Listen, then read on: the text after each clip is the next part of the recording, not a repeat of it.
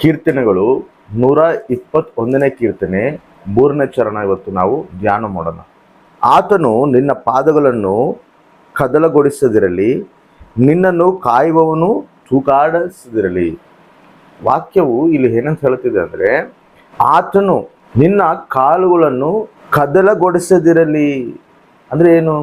ಕಾಲುಗಳನ್ನು ಕದಲಗೊಳಿಸದಿರಲಿ ಅಂದರೆ ಏನು ಅರ್ಥ ಅಂದರೆ, ದೇವರು ನಮ್ಮ ಕಾಲು ಪಾಪದಲ್ಲಿ ಬೀಳದಂಗೆ ಆತ ನಮ್ಮನ್ನು ಕಾಪಾಡ್ತಾನ.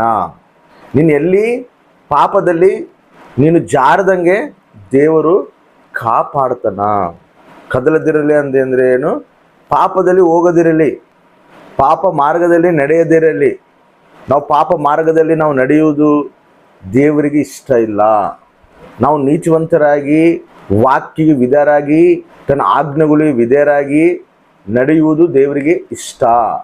ಆದರೆ ನಾವು ಪಾಪದಲ್ಲಿ ಜಾರೋದಾಗಲಿ, ಪಾಪದಲ್ಲಿ ಬೀಳೋದಾಗಲಿ, ಪಾಪ ಮಾರ್ಗದಲ್ಲಿ ನಡೆಯೋದಾಗಲಿ ದೇವರಿಗೆ ಇಷ್ಟ ಇಲ್ಲ. ಆ ರೀತಿ ನಾವು ನಡೆದಿಲ್ದಂಗೆ ಆತ ನಮ್ಮನ್ನು ಕಾಯ್ತಾನ ಅಂತ. Amen, hallelujah.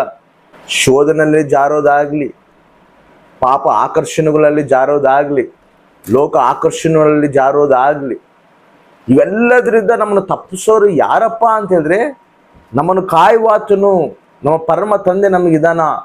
ಆತನು ನಮಗೆ ಹೇಳ್ತಿದ್ದಾನ, ನಿನ್ನ ಕಾಲುಗಳು ಕದಲಗೊಳಿಸದಿರಲಿ. ಅದೇ ರೀತಿಯಲ್ಲಿ ಇನ್ನೊಂದು ಮಾತು ಹೇಳ್ತದೆ ನೋಡ್ರಿ, ಇದೇ ಕೀರ್ತನೆ ಕಾರನು 94ನೇ ಕೀರ್ತನೆ 18ನೇ ಚರಣದಲ್ಲಿ ಒಂದು ಮಾತು ಹೇಳುತ್ತದನ್ನ, ಯೆಹೋವನೇ ನನ್ನ ಕಾಲು ಜಾರೀತೆಂದು ಅಂದಾಗಲೇ ನಿನ್ನ ಕೃಪೆ ನನಗೆ ಆಧಾರವಾಯಿತು. ನನ್ನ ಕಾಲುಗಳು ಜಾರದಂತೆ ನಿನ್ನ ಕೃಪೆಯು ನನಗೆ ಆಧಾರವಾಗೈತೆ ಅಂತೇಳಿ ಕೀರ್ತನಕಾರನ ಹೇಳುತ್ತದನ್ನ. ನೋಡ್ರಿ, ತಿಳಿದೋ ತಿಳಿಯದನ್ನೋ ನಾವು ದೇವರಿಗೆ ವಿರುದ್ಧವಾಗಿ ನಡೆದಿರ್ತೀವಿ, ಪಾಪ ಮಾಡಿರ್ತೀವಿ. ತಿಳಿದು ಮಾಡೋ ಪಾಪನೂ ಜಾಸ್ತಿ ಇರ್ತೈತಿ, ತಿಳಿದೆ ಮಾಡೋ ಪಾಪನೂ ಜಾಸ್ತಿ ಇರ್ತದೆ. ಮತ್ತು ಈ ಪಾಪಲಿದ್ದ ನಾವು ಹೊರಗೆ ಬರ್ಬೇಕು, ಈ ಪಾಪಲಿದ್ದ ನಾವು ಬಿಡುಗಡೆ ಆಗ್ಬೇಕು.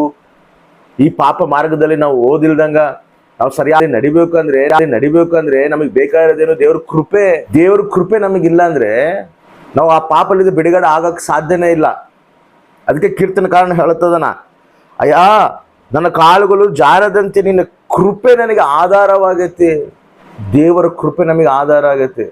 ದೇವರು ಆ ಕನಿಕರ, ಆ ದಯೆ, ಆ ಕೃಪೆ ನಮ್ಮ ಪ್ರತಿ ಪಾಪಗಳನ್ನು ಕ್ಷಮಿಸುತ್ತೆ. ಆ ಕ್ಷಮಾಪಣೆಯಿಂದನೇ ನಾವು ನೀತಿವಂತರಾಗಿ ನಡೆಯಕ್ಕೆ, ನಾವು ಆತನಿಗೆ ಇಷ್ಟಾನುಸಾರವಾಗಿ, ಆತನಿಗೆ ಮಹಿಮೆಕರವಾಗಿ, ಆತನಿಗೆ ಸಂತೋಷಕರವಾಗಿ ಜೀವಿಸುವಂಥ ಜೀವಿತ ನಮಗೆ ಅನುಗ್ರಹಿಸಿರೋದು ದೇವರ ಕೃಪೆ. ಶೋಧನೆ ನಮ್ಮನ್ನು ಕಾಡ್ತಿರ್ತತೆ, ಪಾಪ ಶೋಧನೆ ನಮ್ಮನ್ನು ಕಾಡ್ತಿರ್ತತೆ. ಶತ್ರು ನಮ್ಮನ್ನ ಪಾಪದಲ್ಲಿ ಬೆಳೆಸ್ಬೇಕಂತೇಳಿ ಭಯಂಕರವಾಗಿ ಪ್ರಯತ್ನ ಪಡ್ತಿರ್ತಾನ. ಗರ್ಜಿಸುವ ಸಿಂಹದಂತೆ ಯಾರನ್ನು ನುಂಗಲಿ ಅಂತೇಳಿ ಅಪವಾದಿ ಹುಡುಕ್ತಿದಾನ. ಅವನು ಹೆಂಗ ಪಾಪನಲ್ಲಿ ಬೆಳೆಸ್ಬೇಕು ಇವ್ರನ್ನ, ಹೆಂಗ ಪಾಪನಲ್ಲಿ ಇವ್ರು ಆಕರ್ಷಿಸ್ಬೇಕು ಇವ್ರನ್ನ, ಹೆಂಗ ಲೋಕದಲ್ಲಿ ಇವ್ರನ್ನ ಎಳಿಬೇಕಂತೇಳಿ ಅವನು ಹುಡುಕ್ತಾ ಇದ್ದಾನ. ಆದರೆ ದೇವರು ಅವನು ಹುಡುಕ್ತಾ ಇದ್ರೆ ಆಗ್ತಾ ಇತ್ತಾ ದೇವರು ನಮ್ಮ ಜೊತೆನೇ ಅದನ್ನ, ನಮಗೆ ಆಧಾರವಾಗದನ. ತನ್ನ ಕೃಪೆ ಆಧಾರವಾಗೈತೆ. ತನ್ನ ಕೃಪೆ ಆಶ್ರಯದಲ್ಲಿ ದೇವರು ನಮ್ಮನ್ನ ಭದ್ರಪಡಿಸಿದನು. ನೋಡ್ರಿ, ಎಷ್ಟು ಉನ್ನತವಾದ ಕೃಪೆ. ಅವನ ಬಲೆಗೆ ನಾವು ಸಿಗದಂತೆ, ಆ ಪಾಪ ಬಲೆಗೆ ನಾವು ಬೀಳದಂತೆ, ಆ ಪಾಪ ಆಕರ್ಷಣೆಗೆ ಒಳಗಾಗದಂತೆ ದೇವರು ಕೃಪೆ ನಮ್ಮನ್ನ ಆಧಾರವಾಗಿ ಕಾಯಕತ್ತಿತ್ತು.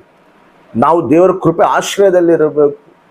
ದೇವರ ಕೃಪೆನ ಬಿಟ್ಟು ನಾವು ಲೋಕದಲ್ಲಿ ಹೋಗಿವಂದ್ರೆ ಇನ್ನು ಯಾರು ನಮ್ಮನ್ನು ಕಾಪಾಡೋದಿಲ್ಲ. ಅವನು ಮೊದಲೇ ಗರ್ಜಿಂಚ ಸಿಂಹ ಹೆಂಗ ಹುಡುಕ್ತಾ ಇರ್ತಿತ್ತೋ ನುಂಗಬೇಕಂತ ಅವನು ಹುಡುಕ್ತದಾನ. ನಾವೆಷ್ಟು ಜಾಗೃತವಾಗಿ ದೇವ್ರ ಕೃಪೆನ ಆಶ್ರಯ ಮಾಡಿಕೊಂಡು ದೇವ್ರ ಕೃಪೆ ಸನ್ನಿಧಿನಲ್ಲಿ ನಾವು ನಡಿಬೇಕು. ನೋಡ್ರಿ, ಇದೇ ಕೀರ್ತನೆಗಳಲ್ಲಿ 33ನೇ ಕೀರ್ತನೆ 18ನೇ ವಚನದಲ್ಲೂ ಕೂಡ ಒಂದು ಮಾತು ಐತೆ, ಯೆಹೋವನಾದರೂ ತನ್ನಲ್ಲಿ ಭಯಭಕ್ತಿ ಉಳ್ಳವರನ್ನು ಕಟಾಕ್ಷಿಸುತ್ತಾನೆ, ತನ್ನ ಕೃಪೆಯನ್ನು ನಿರೀಕ್ಷಿಸುವವರನ್ನು ಲಕ್ಷಿಸುತ್ತಾನೆ. ಆಮೆನ್. ಏನಂತ? ಯೆಹೋವನಾದರೂ ತನ್ನಲ್ಲಿ ಭಯಭಕ್ತಿ ಉಳ್ಳವರನ್ನು ಕಟಾಕ್ಷಿಸ್ತಾನೆ. ಅಂದ್ರೆ ಯಾರನ್ನು ಕಟಾಕ್ಷಿಸ್ತಾನ? ದೇವರಲ್ಲಿ ಭಯಭಕ್ತಿಯಲ್ಲಿ ನಡೆಯುವವರನ್ನ. ಅಯ್ಯ, ನಾನು ಪಾಪದಲ್ಲಿ ಬೀಳಬಾರ್ದು, ನಾನು ಲೋಕ ಆಶೆಗೆ ಒಳಗಾಗಬಾರ್ದು, ಲೋಕ ಆಕರ್ಷಣೆಗೆ ನಾನು ಒಳಗಾಗಬಾರ್ದು, ದಿವಾನಿನ ಸನ್ನಿಧಿನಲ್ಲಿ ಪ್ರಭುವ ಭಯಭಕ್ತಿಗಳಿಗೆ ನಾನು ಜೀವಿಸ್ಬೇಕು ಅಂತೇಳಿ ಯಾರು ಭಯಭಕ್ತಿ ಇರ್ತಾರೋ ಅಂತನು ದೇವ್ರು ಕಟಾಕ್ಷಿಸ್ತಾನ. ಹೆಂಗೈತಿ ನಮಗೆ? ಪಾಪ ಅಂದ್ರೆ ಭಯ ಐತಾ? ಇಲ್ಲ. ಎಲ್ಲರೂ ಮಾಡ್ತಿದಾರಲ್ಲ, ನಾನು ಮಾಡಿದ್ರೆ ತಪ್ಪೇನೈತೆ?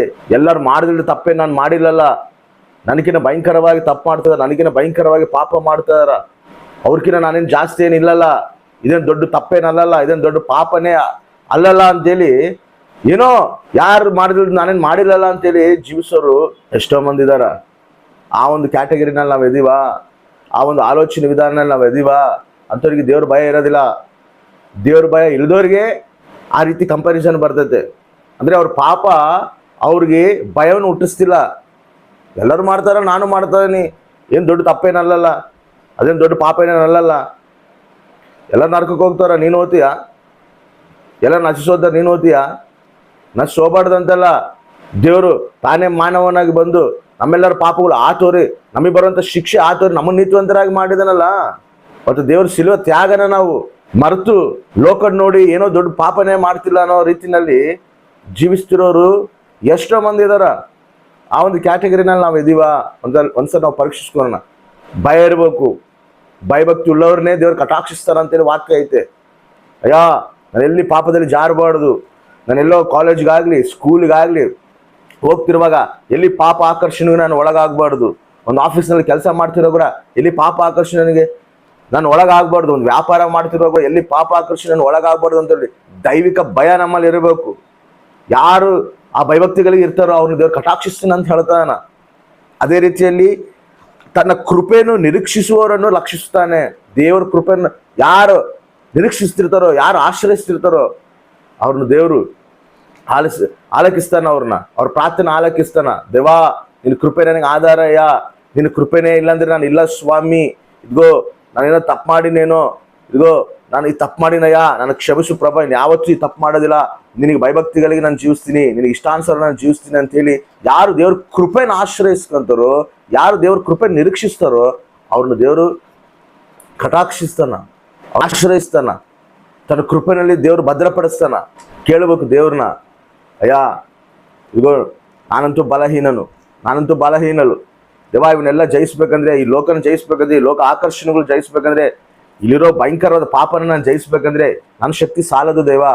ನಿನ್ನ ಕೃಪೆ ನನಗೆ ಬೇಕು, ನಿನ್ನ ಶಕ್ತಿ ನನಗೆ ಬೇಕು, ನಿನ್ನ ಅಭಿಷೇಕ ನನಗೆ ಬೇಕು, ನೀನೇ ಸ್ವಾಮಿ, ಇದ್ರಾಗಿದ್ದ ನನ್ನ ಜಯಿಸುವಂತೆ ಮಾಡಪ್ಪ ಅಂತ ಹೇಳಿ ದೇವರಿಗೆ ನಾವು ಪ್ರಾರ್ಥನೆ ಮಾಡಬೇಕು. ಆತ ನಮ್ಮನಲ್ಲಿ ಆ ಶಕ್ತಿ ತುಂಬಿಸ್ತಾನ. ಒಬ್ಬರು ಅನ್ಕೊಂತಾರ, ನಾನು ಇದನ್ನು ಬಿಡ್ಬೇಕು ಅನ್ಕೊಂತೀನಿ, ನಾನು ಈ ಸಾವಾಸ ಬಿಡ್ಬೇಕು ಅನ್ಕೊಂತೀನಿ, ಈ ಒಂದು ಪದ್ಧತಿನ ನಾನು ಬಿಡ್ಬೇಕು ಅನ್ಕೊಂತೀನಿ, ಆದರೆ ನನ್ನ ಕೈಲಿ ಆಗ್ತಿಲ್ಲ.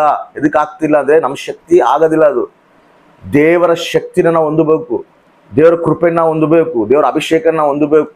ಅದು ನಾವು ಕೇಳಬೇಕು. ದೇವರಲ್ಲಿ ಕೇಳಿದಾಗ ಆ ಶಕ್ತಿ ನಮ್ಮಲ್ಲಿ ದೇವರು ತುಂಬಿಸ್ತಾನ. ಆ ಒಂದು ಕೃಪೆ ನಮಗೆ ಅನುಗ್ರಹಿಸ್ತಾನ. ಅದನ್ನು ಗೆಲ್ಲುವಂತೆ ಆ ಒಂದು ಅಭಿಷೇಕ ನಮಗೆ ಕೊಡ್ತಾನ ದೇವರು. ಆಮೆನ್.